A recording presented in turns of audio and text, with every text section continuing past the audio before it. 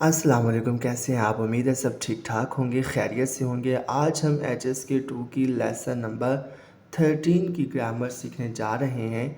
पहली ग्रामर बहुत ही कॉमन है, बहुत ही ज़्यादा इस्तेमाल होती है, लेकिन लर्नर्स इसको लेके बहुत ज़्यादा कन्फ्यूज़ रहते हैं। लिहाज़ा आपने पूरी तवज्जो के साथ इसको सुनना है, समझना है।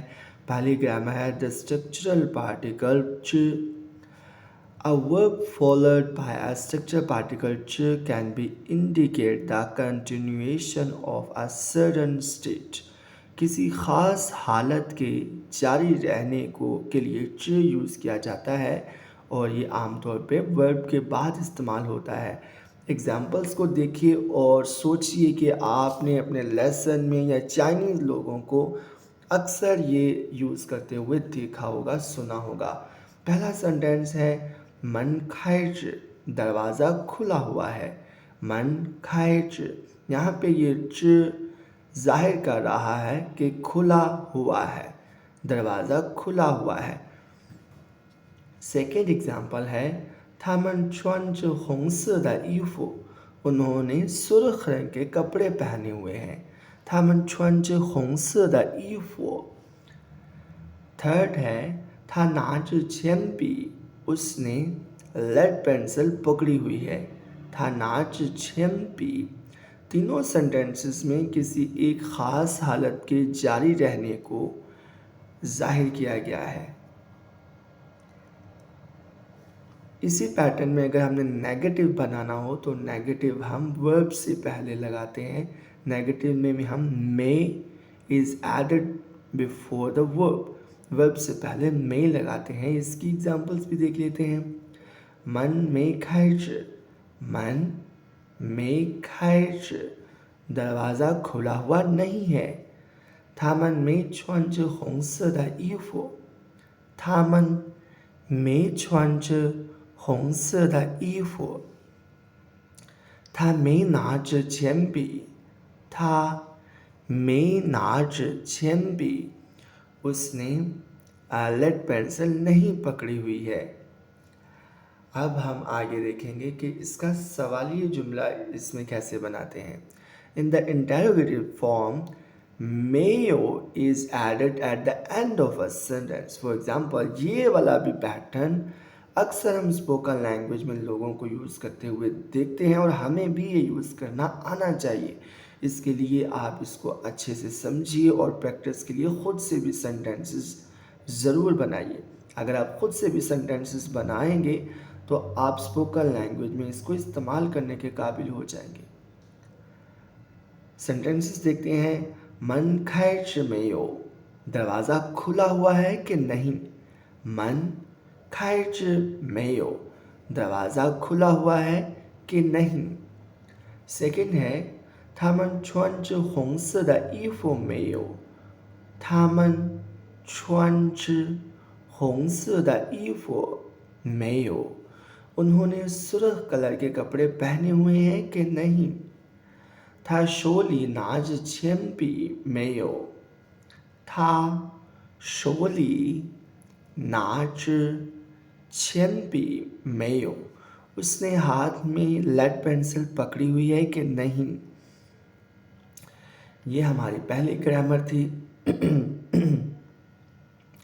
सेकेंड ग्रामर की तरफ चलते हैं। ये भी बहुत ही ज़्यादा स्पोकन लैंग्वेज में बहुत ही ज़्यादा इस्तेमाल की जाने वाली, बोली जाने वाली एक चाइनीज़ लोगों का एक अंदाज़ है। द रिटोरिकल क्वेश्चन पुष्मा। अच्छा, ये कब यूज़ किया जाता है? पुश शमशमम्मा is often use to remind someone of something. किसी को किसी चीज़ के बारे में याद करवाने के लिए यूज़ किया जाता है या फिर टू शो कन्फ्यूजन और डिससेटिस्फेक्शन। डिससेटिस्फेक्शन यानी गैर मुतमईन होने का इजहार करने के लिए या परेशानी का इजहार करने के लिए, हैरानी का इजहार करने के लिए इस्तेमाल किया जाता है। सेंटेंसेस देखते हैं। सेंटेंसेस को समझ के ख़ुद से अपने क्लास फेलोज़ के साथ बोलिएगा, अपने दोस्तों के साथ, अपने टीचर के साथ इस पैटर्न को इस्तेमाल करके ज़रूर ब ज़रूर सेंटेंसेस बनाइएगा। आप चाहें तो सेंटेंस बना के इसी वीडियो के कमेंट सेक्शन में भी लिख सकते हैं। अगर आपके कमेंट आपके सेंटेंसेस दुरुस्त हुए तो दूसरों की लर्निंग में फ़ायदा होगा, और अगर दुरुस्त नहीं हुए तो मैं उसकी करेक्शन कर दूंगा। पहला सेंटेंस है यहाँ पे, 不是说今天有雨吗？ सुना था कि आज बारिश है, यानी हम ऐसे भी कह सकते हैं, कहा नहीं था कि आज बारिश है, ज़मामेशा बारिश क्यों नहीं हुई।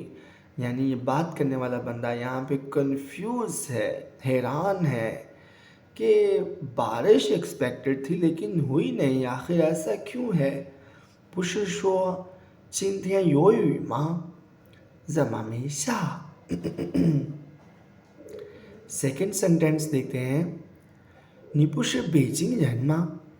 तुम बीजिंग के नहीं हो।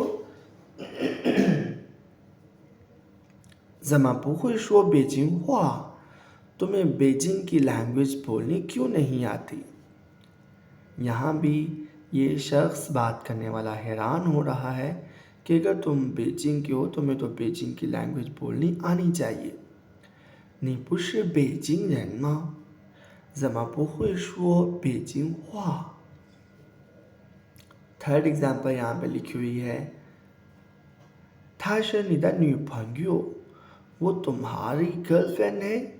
她不是有男朋友了吗? उसका तो बॉयफ्रेंड ऑलरेडी है नहीं। यानी बात करने वाले की नॉलेज के मुताबिक जो उसे पता है इस लड़की का पहले से ही कोई और बॉयफ्रेंड है, तुम नहीं हो सकते। लिहाजा वो कंफ्यूज है, इस बात पे हैरान है। 她是你的女朋友，她不是有男朋友了吗? उम्मीद है ये ग्रामर आपको समझ आ गई होगी। हम चलते हैं इस लेसन के आखिरी ग्रामर की तरफ, जो कि एक प्रपोजिशन है वांग, to go in a direction, towards. Urdu में हम कह सकते हैं की तरफ। द प्रपोजिशन वांग is often used to indicate direction. Directions बताने के लिए वांग का इस्तेमाल किया जाता है। फॉर एग्जाम्पल, 从这儿往前走, यहाँ से आगे की तरफ जाएं, 就是我们学校, तो आगे हमारा स्कूल आ जाएगा। 从这儿往前走, 就是我们学校।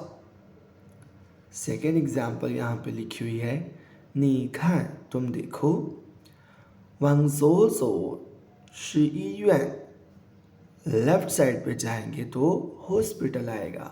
往右走是银行, राइट साइड की तरफ जाएंगे तो बैंक आ जाएगा।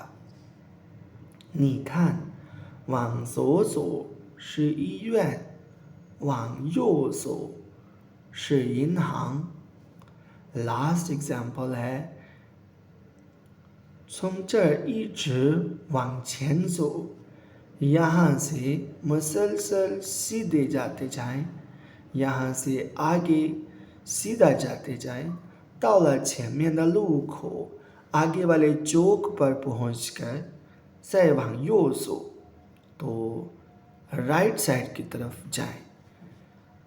यहाँ से सीधा जाते जाएं, आगे वाले चौक पे पहुंच के राइट साइड की तरफ जाएं। डायरेक्शंस बताने के लिए हमें इस प्रपोजिशन की ज़रूरत पड़ती है, इसलिए आप इसे अच्छे से सीखें और इसकी प्रैक्टिस भी कीजिए। 从这儿一直往前走，到了前面的路口，再往右走। उम्मीद करता हूँ